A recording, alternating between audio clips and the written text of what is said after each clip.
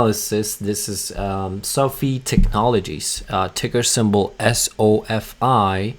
Looks like it's up 8% today, and Scott in the actually the what is it? The group chat we have in Discord, he was mentioning that the stock, something he bought. So I decided to cover it. Let's take a look what's going on from here. So SOFI, at the moment, market is still open, $16.24. That's where it's trading. I'm gonna zoom out to daily chart. I don't even have anything for this chart, but I'm gonna just go through with you guys what to watch from here. So for me, looks like this stock is pretty much bouncing off of that solid support, looking like somewhere here at let me zoom in a little bit more. So this is a yearly chart. All-time highs 28, 26, so it looks like it was the highs, and recent highs was in May 24, and then came back down to all the way to this $15 level. So looks like this 15 is acting as a support because it has bounced off of that level multiple times. So that's the support. That's where it's bouncing off of right now.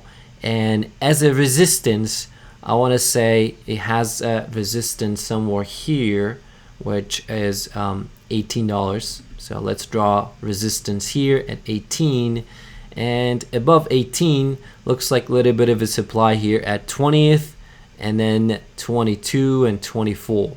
But let me bring up moving averages from here because it could be trading off of the moving averages as well. So let's take a look what's going on with those, momentum, and then option market. So I hope they have options for this stock. So looks like this 50-day simple moving average is well above at $19. So I do think that that could act as a resistance. So very possible that it can push up there, because today's volume is a decent volume. So in the past month or so, ever since it slipped below 21, it traded with huge volume. So it could be just short covering. I'm not sure. We're gonna take a look at the short data as well. But if you're not familiar, by the way, with this company, I think they do. It's a financial stock, so they do personal loans. All of their services are listed here: home loans, auto financing, like insurance, private student loans, credit cards, all that good stuff. So let's take a look at the momentum. So those are the two levels I would watch to the upside from here. But what's going on with the MACD? So MACD well below zero on a daily, below zero line, but it's curling. If you're gonna get that bullish crossover here at the bottom, if you can see, it's right in the corner, right bottom corner, then you might see some sort of push all the way to these resistances from here. So let's see what's going on with this stock on a different time frames, and then I'm going to take a look at the option market. I like to take a look at what's going on a weekly chart. Let's take a look, and then monthly chart. So on a weekly, yes, it's pretty clear that its stock right here has never pretty much closed below 16s, exception of this pullback right here back in May, and then last week. So this week we still have a couple more weeks to go, but let's see what's going on with the monthly chart. So on a monthly chart, look at this.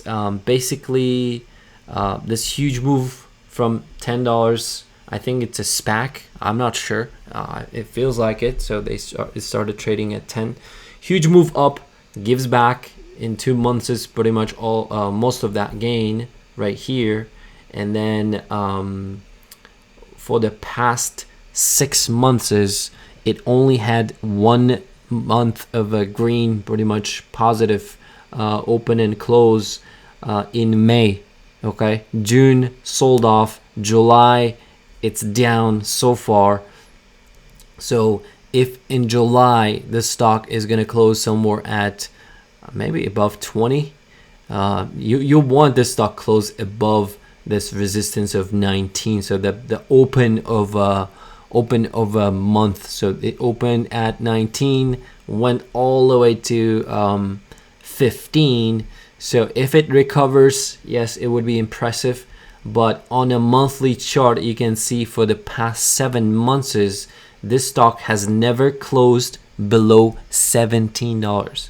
So if it does close below 17 in July, it's gonna look bearish to me still, because on a monthly, it doesn't look good. So pretty much momentum year to date, I want to say still down and sideways for the past 5 months, but year to date it's down, but not much going on a monthly chart. But on a daily, yeah, if you are bullish, if you are someone who's trading it on a daily, yeah, you might be having a little bit of excitement, because if there is a follow through tomorrow, the day after tomorrow, very likely 18. But so far, yeah, good volume, and it's up 8.5% so far today. It's still trading, so we still have a couple more hours. And lastly, I want to take a look what people are betting on. What's the option market doing? So if we take a look at the calls, 242,000 calls came in, 30,000 puts came in, and volume, clearly you can tell that option call volume is significantly higher than the puts. And let's take a look at the biggest orders that came in so far for the day. So I'm seeing bunch of all big orders that came in so far are bullish calls. September 17th, $15 call, August 20th, $15.50 call, and this week's $16.50, $18 calls, August $20 call, $16 call, July 30th, $17 call. So a bunch of calls. The highest is next year of $30 call for January. But for the most part, looks like people are betting on a $17 call, $16 call, and $20 calls for August. So pretty bullish. Long term, medium term, even short term. Like look at the October ones. October 15th, people are betting on $17.50 calls. So pretty bullish option activity today. So which makes sense. Stock is moving so much, and option market is looking like very bullish today. So that's pretty much it. I hope this was helpful for some. Don't forget to like the video, subscribe to the channel. I will see you guys in the next one. Peace.